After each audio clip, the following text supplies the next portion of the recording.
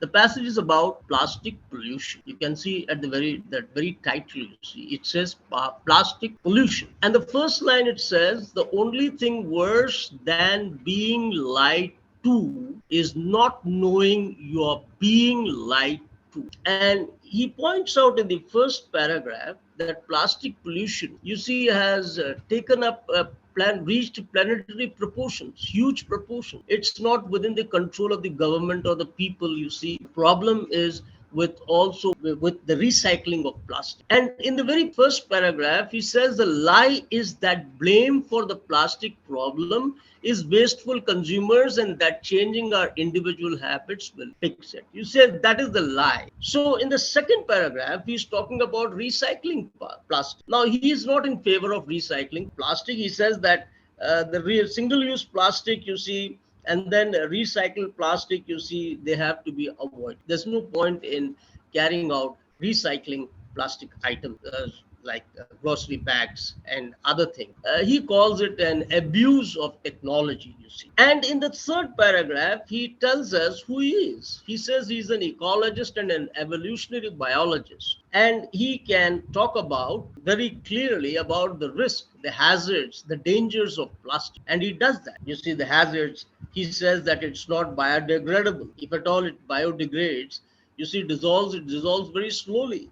And it, you see, is a threat to the health, to the constitution of the human body, you see, because it emanates, you see, toxic chemical. And that is the problem, you see. And he says that therefore we should be very careful about using plastic. It's a threat to wildlife, it's a threat to common human being. And in the third paragraph, he tells us how the big companies played a very bad trick. They tried to talk about ecology, a good environment and all those things. But the thing is, they were all, you see, behind the use of plastic. You see, it was a clever, what you call kind of misdirection to the people, talking about keep America beautiful and educate the public about the environmental importance and other things. But then at the back, you see, they didn't do anything. In fact, whatever they were doing, it wasn't, you see, in any way preventing the use of plastic. You see, the greatest success of Keep America Beautiful has been to shift the onus of environmental responsibility into the public domain, while simultaneously becoming a trusted name in the environmental movement. You see, these big companies, they got their name, made big names in the environmental movement, but they shifted the blame on the public. Now he offers a solution. Faced with this reality, what are we supposed to do? And he says, first, reject the lie. What was the lie? The lie was stated in the first paragraph, the third line. Don't blame the public. Don't blame the consumer, right? He says that human beings, you see, there has to be a kind of what you call a discipline. Our huge problem with plastic is the result of permissive legal frame. You see, it's any admonition, any guidelines would not help unless there is a law. There has to be a law which controls the use of. He says the huge problem is the result of a permissive legal framework. You see, the law is weak.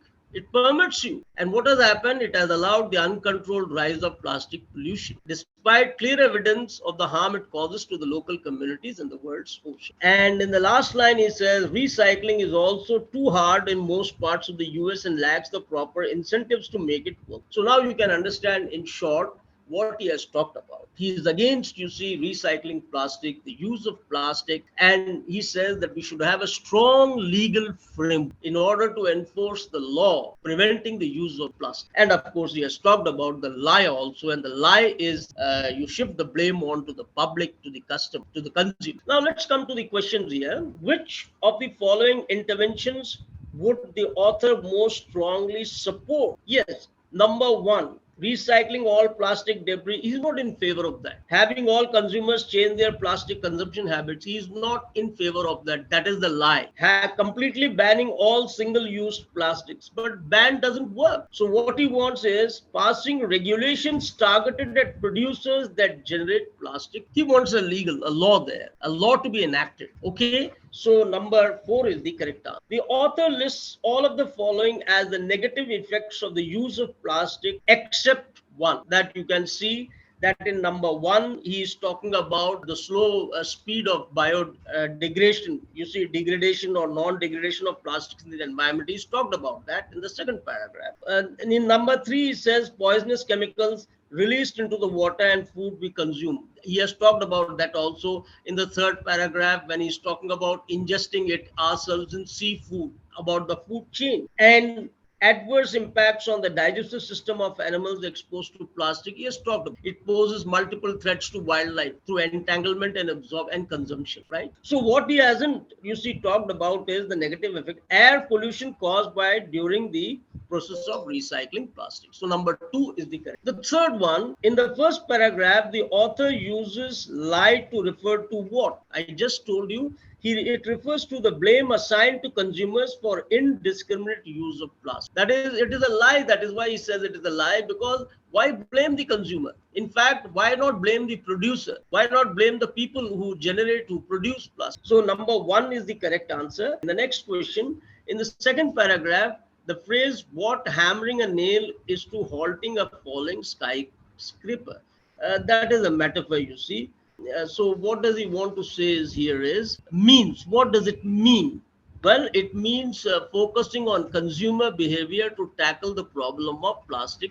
That is what he means, because he's talking about consumer behavior. If you hammer a nail in order to save a skyscraper, how can you do that? Because the skyscraper will fall. In the same way, you see, if you're going to focus on consumer behavior, and not paying attention to the producers who are producing plastic. That is what he means to say, you see, through this metaphor.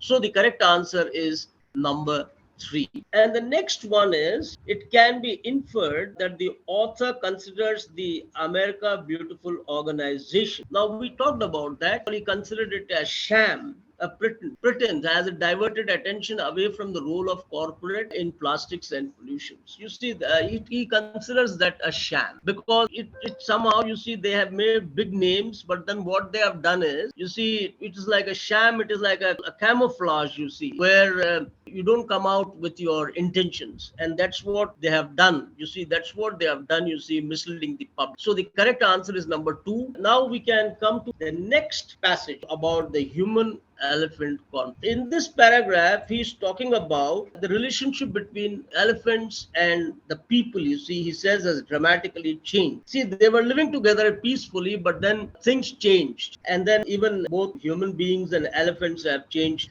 their behavior, and they have become aggressive. What is the cause of aggression? One thing she talks about is the high levels of testosterone in newly matured male elephants, or the competition for land and resources between elephants, because human beings have encroached upon forest land, and that is where you see the elephants face a problem. And the elephants, you see, they also suffer from stress. And moreover, poaching elephants, there are hunters who kill elephants, and that, you see, has made the elephants wild. See, the remaining elephants, they become wild when they see their mates, you see, being killed. The next paragraph, he talks about that elephants are social creatures, and he talks about all their social upbringing, you see, within their community, right? How they are taken care of, how the little elephants are taken care of, how the young are taken care of, right, by the other males and the other females in the entire family system. He's talking about the trauma these elephants are facing because of, you see, poaching, and because of the unpleasant and unfriendly behavior of human beings. So you find a lot of what you call stress, you see, amongst the elephants. This, you see, becomes the main point in the next paragraph. Then the next paragraph, what Bradshaw and her colleagues describe would seem to be an extreme form of anthropocentric conjecture if evidence they have compiled from various elephant researchers weren't so compelling. That is, they have found elephants in great stress. And the last 2 lines of this paragraph talks about it. Trauma-related disorders in humans, abnormal startle response, unpredictable social behavior, inactive mothering, and hyperaggression. You can see all these things. Just as you find them in human beings, you see them in the elephants. So the behavior of elephants have become erratic, you see. They have changed a lot. And otherwise, he says the brain organization and early development of elephants and humans are extremely similar. The point is, the elephants you see are in a state of danger. They are in a precarious condition. They have been interfered with a lot in their habitat, you see, in their natural habitat, and that has created problems for them. So we come to the questions now. Which of the following statement best expresses the overall argument of this passage? The overall argument, you see, that is the best expressed. And the best one, if you look at this, elephants, like the humans, they are in conflict with, are profoundly social creatures. That is not only one point he has. The relationship between elephants and humans has changed from one coexistence to one of hostility. That is another point she has made. The brain organization and early developments of elephants and humans are extremely similar. That is the point that has been made. The best statement, you see, that supports the argument is, recent elephant behavior could be understood as a form of species-wide trauma related. The entire species, you see, it is a trauma related.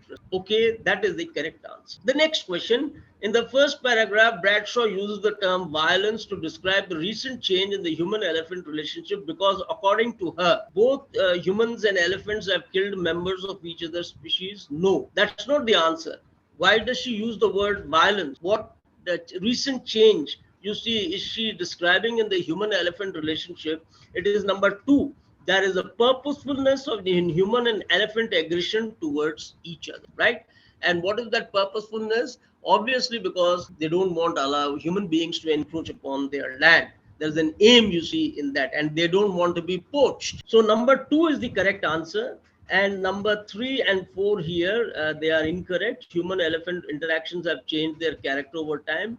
Elephant herds and their habitat have been systematically destroyed by humans. That is a point that has been made. The next one, the passage makes all of the following claims except. Let us see. Elephant mothers are evolving newer ways of rearing their calves to adapt to emerging threats. I don't think this claim has been made in the passage. They talk about the elephant community in this third paragraph, right? And in the fourth paragraph, the fabric of the elephant society. But this point hasn't been made, that they have come up with newer ways of what you call rearing their calves. This hasn't come up. So the answer should be number 1. The elephant response to deeply disturbing is similar to that of human. That is mentioned in that is there in the passage. Elephants establish a tender and enduring familial relationship, as do humans. That's all in the passage. And human actions such as poaching and culling have created. That is correct. The next question. Which of the following measures is Bradshaw most likely to support to address the problem of elephant aggression? The following measures out of these. The development of treatment programs for elephants drawing on insights gained from treating post-traumatic stress disorder in humans. That is the correct answer. She would recommend this kind of program, a treatment program for, you see, deal with the post-traumatic distress disorder in humans, right? Why does she say that? Because at the beginning, she has said that human beings and elephants have a similar kind of life. Okay, whether it is society or the way they behave, and the way they experience stress, they are similar, you see. So therefore, whatever treatment is accorded to for human beings post-traumatic stress, the same could be administered to elephants. Funding of more studies, she doesn't talk about that. Studying the impact of isolating calves, no. Increased funding for this has not been touched, you see, in the passage. The next one, in paragraph 4, the phrase "the fabric of the elephant society ... has been frayed by is." That is a metaphor for the effect of the human activity on elephant community. That is what she means when she says, she is using, you see, it is a metaphor. It is a kind of what you call a figurative way of explaining the effect of the human activities, you see, like encroaching upon lands and poaching and killing elephants, you see, on the elephant community. The correct answer is number 4. Now we come to the next passage, India and the world, and particularly is talking about the Second World. He connects warring soldiers in the Second World War to the struggle for our independence, the struggle for Indian independence. He also connects the two things. So he says the Indian government has announced an international competition to design a national war memorial in New Delhi to honor all of the Indian soldiers who served in the various wars and counter-insurgency campaigns from 1947 on. The terms of the competition also specified that the new structure would be built adjacent to India Gate, a memorial to the Indian soldiers who died in the First World War. I read the whole thing in order to make it clear. Between the old imperialistic memorial and proposed nationalist one, India's contribution to the Second World War is airbrushed out of existence, right? They don't try to talk about India's contribution to the Second World, but they want to build a memorial, you see, to these things. Now, in the second paragraph, you see, he's talking about the academic history and the popular memory that India has to come terms with India's Second World War. And if you look at it clearly, you see in the third paragraph, the Second World War played a crucial role in both the independence and partition of India. You see, 90,000 people were killed, Indian soldiers were killed. It was a volunteer force, you see, that went to fight the war for the imperialist forces. So he's talking about that particular war, and it could be made out by India's participation in the Second World War that it had a very important role to play. And you see, other countries started taking interest in India's future. India, you see, was not in any debt. You understand that point? That is, India was not in any debt to the imperial powers. In fact, India proved an asset. You see, it proved a credit to the imperial power, you see, because of the participation in the war. And it was achieved at a great human cost that is mentioned in the third paragraph. With the Bengal famine, the most extreme manifestation of widespread wartime deprivation, the cost on India's home front must be counted in millions of lives. I mean, you just can imagine. You see, the war, you see, how was it fought? I mean, why does he use the word home front? Using the word home front because you have the people here in India, the citizens of India, and you have, you see, a major portion of Indian soldiers, you see, going and fighting in Germany or in Russia. They're not fighting war from India. So now you can understand, you see, the position there. And in the last paragraph, he says here, many were convinced that their contribution to open the doors to India's freedom. The political and social churn triggered by the war was evident in the massive waves of popular protest and unrest that washed over rural and urban India in the aftermath of the conflict. And then he sums up by saying that bringing the war into the ambit of the new national memorial would be a fitting, if not overdue, recognition that this was India's war. I mean, if 90,000, 2.5 million Indians could go abroad and fight a war for the imperialist power, you cannot underestimate their power, you see. You cannot underestimate, you see, their talent. They can fight, you see, within their own country for independence. That is the point he wants to make. And you see, a memorial has to be, you see, created in their what you call, in recognition of their service. I think that's clear now.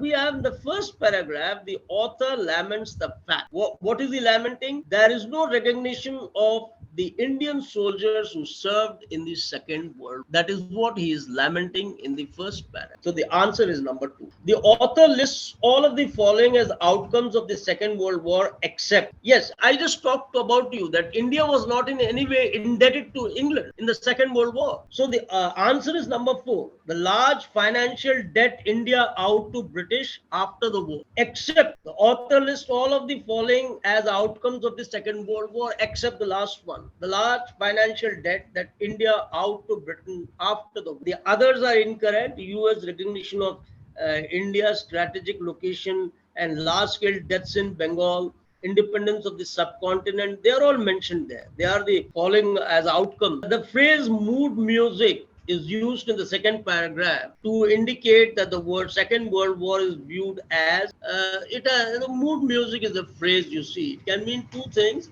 One, it means music according to your temperament, and the second thing is something which is prevalent, you see, a backdrop to the subsequent independence and partition of the region. You see, the phrase mood music is used in the second paragraph to indicate that the Second World War is viewed as a backdrop to the subsequent independence and partition of the region.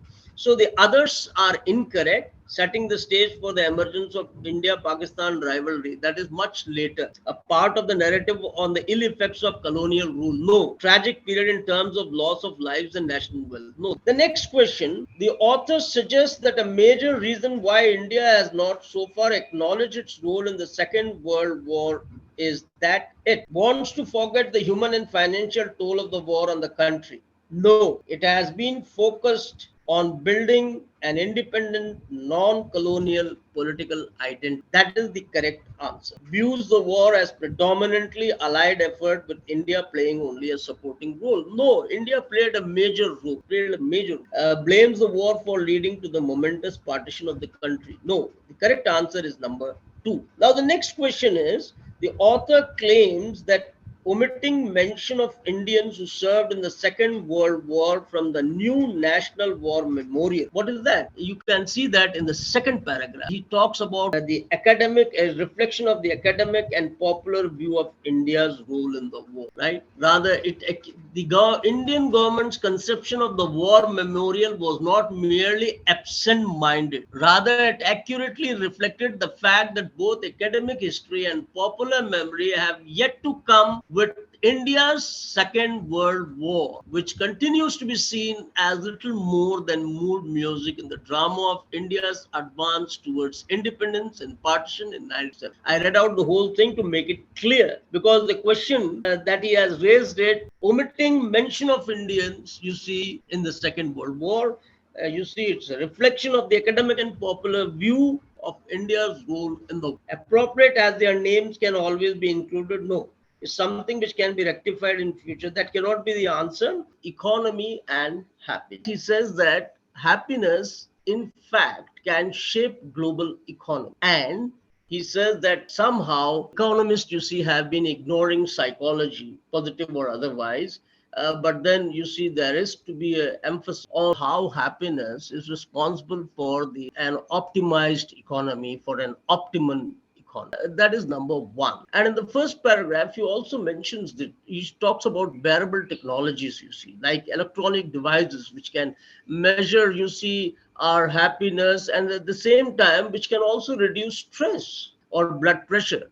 So that is the first paragraph. And in the second paragraph, he's talking about how emotions can be measured and monitored, and what happens, you see, when people are tensed up. There's something automatically sinister about this trend. And the point is, happiness, if there isn't a happiness, you see, possibly the economy wouldn't improve. You see, that's what he's trying to point out. So happy workers are viewed as a win-win. See, he says that there. Work becomes more pleasant and employees more productive, but this is now being pursued through the use of performance evaluating wearable technology. And he gives you example of the human eyes and the Virgin Pulse, which are supposed to monitor and measure your signs of physical stress, you see, and how you are working towards achieving your productivity. The third paragraph, he gives an example of Dubai, which has pledged to become the happiest city in the world. And they'll now talk of using CCTV cameras to monitor facial expression in public services, right? And detecting your emotions, the emotions of the workers and so forth. All this is being done only to see how well and how far happiness contributes to the economy. And then the next paragraph, he talks about as science grows more sophisticated and technologies become more intimate with our thoughts and bodies, a clear trend is emerging. And what is that trend? That trend is, he says, where happiness indicators were once used as a basis to reform society, challenging the obsession with that GDP measurement entrances, they are now increasingly used as a basis to transform or discipline individuals. So now you can see the movement in the passage. What started with what you call reducing stress and creating more happiness to boost the economy has now become a method to discipline, you see, individual, and as a tool to see how much they contribute to the company or the economy, right? And in the last paragraph, he talks about happiness as a personal project. And he talks about depression. And he says that depression, you see, is a major problem since the 1970s. All this simply escalates the sense of responsibility each of us feels for our own feelings. But look at the sentence he makes. He says that since the 1970s, depression has come to be viewed as a cognitive or a neurological defect in the individual and never a consequence of circumstance. So the blame cannot be shifted to the economy or to the company or anything. Depression is something which is cognitive and neurological, and it has to do with the individual and not the circumstances or the situation in which he is living. You see, that is an argument. And the point that he makes here is, finally, he says that a society that deliberately removes certain sources of misery, such as precarious and exploitative employment, may well be a happier. But we won't get there by making this single, often fleeting emotion the overarching goal. What is that emotion? I think that emotion is what you call happiness. You see, that cannot be the goal. There are other things that go into what you call the making of the economy. Okay, now we can come to the questions. According to the author, wearable technologies and social media are contributing most to what? They are contributing discipline individuals to be happy. Try to understand the point. Discipline someone to be happy. You see, discipline is the regimentation. So it could be something which is a forced happiness, you see. Number 3 is the answer. So the others are incorrect. Happiness is a personal project. Depression is a thing of the past. Wearable technologies, you see, they are contributing to the discipline, not to the happiness and depression, or making individuals aware of stress in their lives. No, it's not that. They are actually used as a tool of discipline. The next question, the author's view would be undermined by which of the following research findings? Now, what is the author's view? The author's view is all about happiness contributing to the global economy. The author's view is about wearable technologies monitoring and measuring your happiness, your stress, right? That is the author's. There is a definitive move towards the adoption of wearable technology that taps into emotions. No, stakeholders globally are moving away from collecting data on the well-being of individuals. That is the answer. Number 2 is the answer, and you can find that in the third paragraph, the first 2 lines. If they moved away, and then of course you have the last 2, that doesn't work. The next question is, according to the author, Dubai, the answer is, develops a sophisticated technologies to monitor its inherent states of mind. That's correct. I don't think we need the other options because they don't, in fact, you see, go into the context. It's on the way to becoming the happiest cities, or collaborates with Facebook to selectively influence, incentivizes companies that promise work welfare. No, that is not the important thing. The important thing is number 3. The next question, in the author's opinion, the shift in thinking in the 1970s introduced greater stress into people's lives as they were expected to be responsible for their own happiness.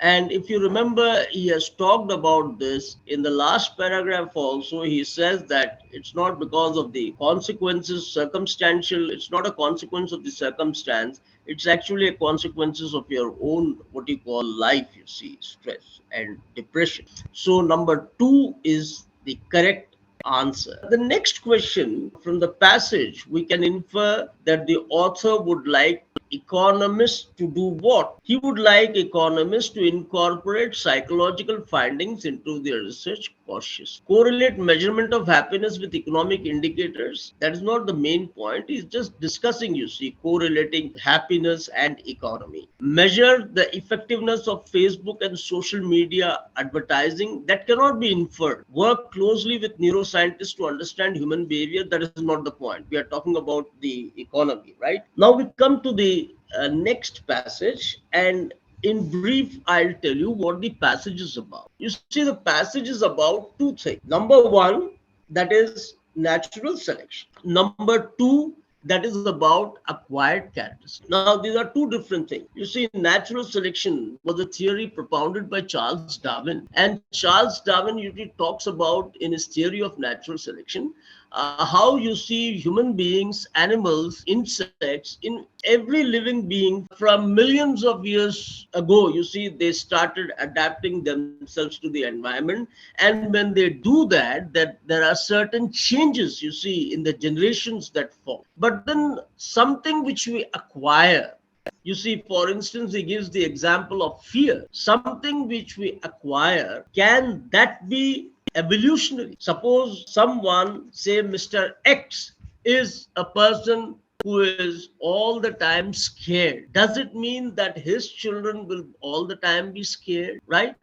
Or for instance, Mrs. X or Mr. X, you see, they are all the time depressed. Does it mean that their offspring, you see, will also be depressed? Now, that is what he's talking about. The whole thing is, you see, talking about, then he brings in what he talks about epigenetics and genomics. That is the main point, you see, in the entire passage. And then he gives you the metaphor of the leash and the dog, you see, to talk about how these genes, you see, they can spread within generation. So if you look at the first paragraph, and he talks about the acquired characteristic. He trained mice to fear the smell of almond, and then a mouse should be born with something its parents have learned during their lifetimes more than a mouse that loses its tail in an accident should be a tailless bird to a tailless mice. So then he talks about Charles Darwin's, you see, natural selection, with Mendel's, you see, discoveries of how genes are inherited. You see, that's where he's making a difference between inherited characteristics and between acquired, right? Because Darwin's theory, you see, is more upon the inherited characteristics, the natural selection. So adaptation, you see, and as everything changes in nature, we slowly adapt ourselves to that, and then slowly, you see, there may be changes. He also gives you the example of the giraffe, how the giraffe's neck, you see, has grown long in search of vegetation, which was too high, you see, for it, and it started craning its neck upward.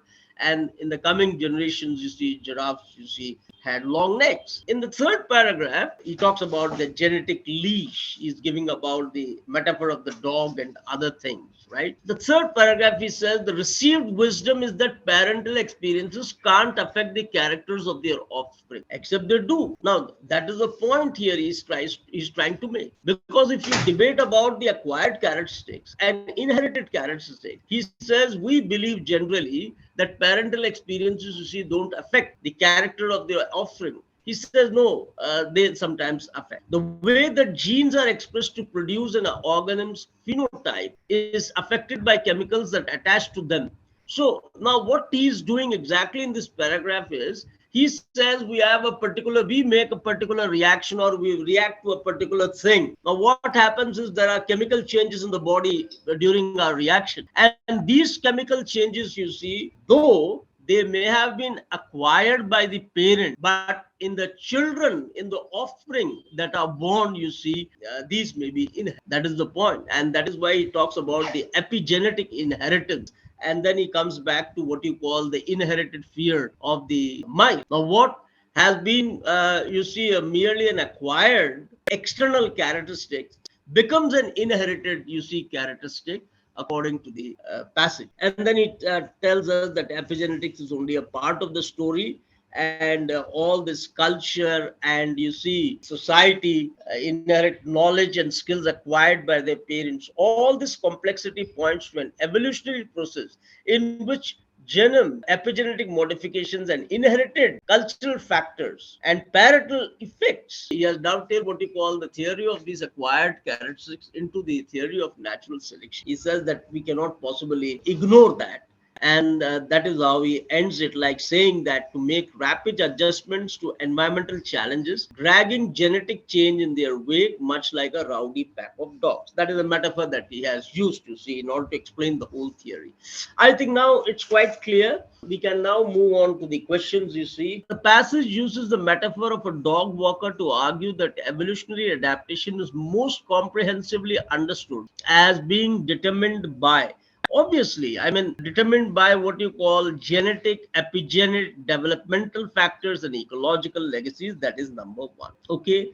You see, in number 2, 3, and 4, he doesn't talk about what you call the ecological legacies or the developmental factors. He doesn't talk about that. So number 1 is the correct answer. The next question, which of the following options best describes the author's argument? I mean, that he has contended in the very second paragraph, that is, the Darwin's theory of natural selection cannot fully explain evolution. That is what he's trying to say, because the natural theory talks about inherited characteristics, that is, it's evolution. It doesn't talk about external acquired character. The next thing is, Mendel's theory of inheritance is unfairly underestimated in explaining evolution. We are not, he doesn't talk about much about Mendel's theory. Darwin's and Mendel's theories together best explain evolution. They don't. Wilson Wilson's theory of evolution scientifically superior to either? It doesn't say that. So number one is the correct answer. Now we come to the next question. The Emory University experiment with mice points to the inheritance of course, acquired characteristics. Number one, he talks about the fear in mice. The other three cannot be the answers. Next question is, which of the following, if found to be true, would negate the main message of the passage? If found true, it would negate, you see, it would argue against the main point in the passage. So that is number three, a study affirming the sole influence of natural selection and inheritance on evolution. I mean, if there was a study which talks about only about the sole influence of natural selection and inheritance, you see, on evolution, and doesn't talk about acquired characteristics, you see, that would negate, you see, the main message of the passage, because the passage talks about the acquired characteristics. So number three is the correct answer. Now let's come to the next one. Impartiality and objectivity are fiendishly difficult concepts that can cause all sorts of injustice, even if transparently implemented. You have number two, it. So we don't know what it refers to.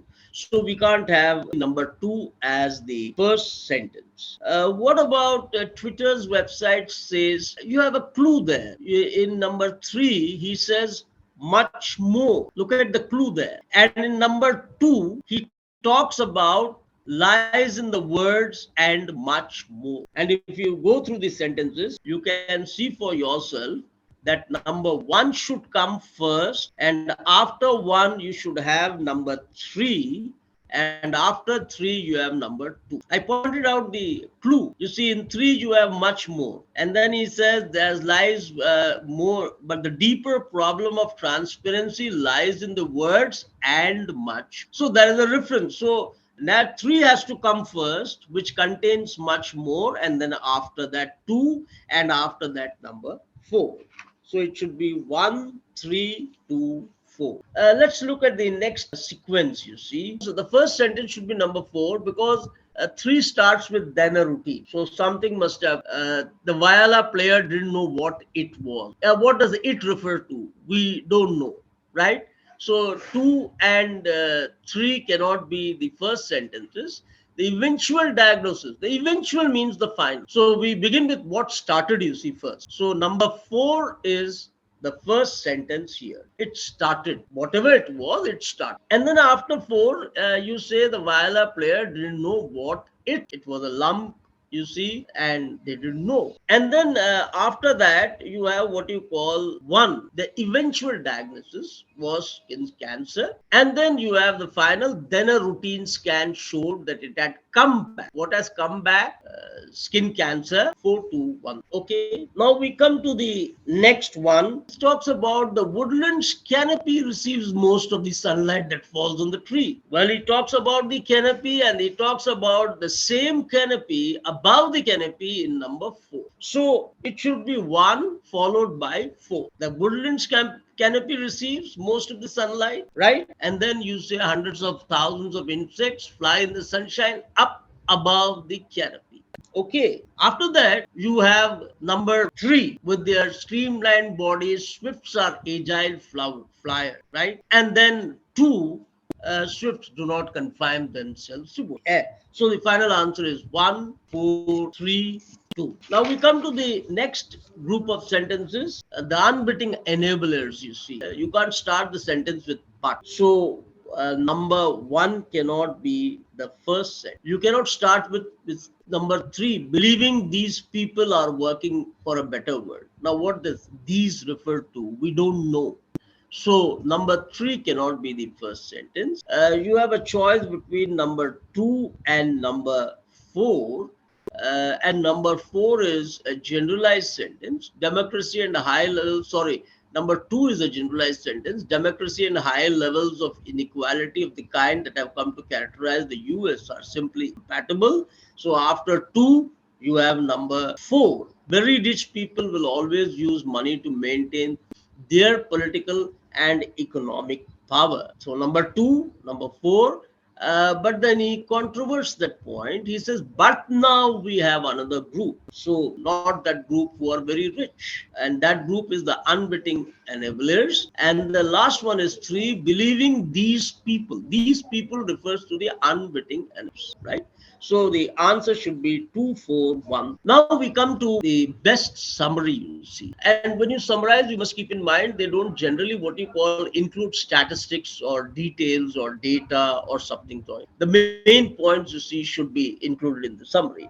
Now, if you look at this passage, you can say artificial embryo twinning is a relatively low-tech way to make clones. Now, there are certain clue points, main points. Artificial embryo twinning, and then use of low technology, and then as the name suggests. What does the name suggest? That is twinning and making clones. You see, this technique happens to imitate the natural process that creates identical. That is the main thing about the whole passage. In the latter part of the passage, he's talking about, you see, how twins form naturally, you see, and the embryo splits into two. He talks about the details there. So, if you look at all these, you will find number 1 is the correct summary, you see, because it takes into its summary the main points. Now, the second one doesn't talk about the imitation of the natural twinning use, and the third one doesn't talk about that, and the fourth one, you see, possibly doesn't explain the whole thing. So number 1 is the best option. In this passage, you will find that he's talking about institutionalization of knowledge, you see, that is establishing something, you see. And if you go through the passage very carefully, talks about the profession's approach, informed earlier research on managerial occupation. So the correct answer to this is number 3, professional approach aims at the institutionalization of knowledge, but restricts knowledge production as a function of a select few. The others, they don't take into the points as a whole. The 31, now, the point that he's trying to make here, if you read through the passage, the conceptualization of landscape as a geometric object first occurred in Europe and is historically related to the European conceptualization of the organism, particularly the human body, you see, as a geometric object with parts having a rational three-dimensional organization and integration. So what does that mean? The idea of landscape. And the European idea of landscape appeared before the science of landscape emerged. And it's no coincidence that Renaissance artists such as Leonardo da Vinci, who studied the structure of the human body, also facilitated an understanding of the structure of the landscape. Point is, the concept of the landscape, the idea of the landscape, and the idea of the human. He is trying to compare the two of them. He treats them as something parallel, the structure of the human body and the structure of the landscape. Landscape, which had been a subordinate background to religious and historical narratives, became an independent genre or subject of art by the end of 16th century or the beginning of 17th. Now, that is, there are dates, you see, when you see landscape, you see, became independent genre, you see, an independent field of study, you see. Now, the point is, what he's talking about is the concept of landscape, the idea of landscape, and as a geometric object, you see, it occurred first in Europe and historically is related to the European concept of the organism, that is the human body. Is making a comparison there, you see, between the. And if you look at the options carefully, the first one, it says the study of landscape as an independent genre was aided by the Renaissance art.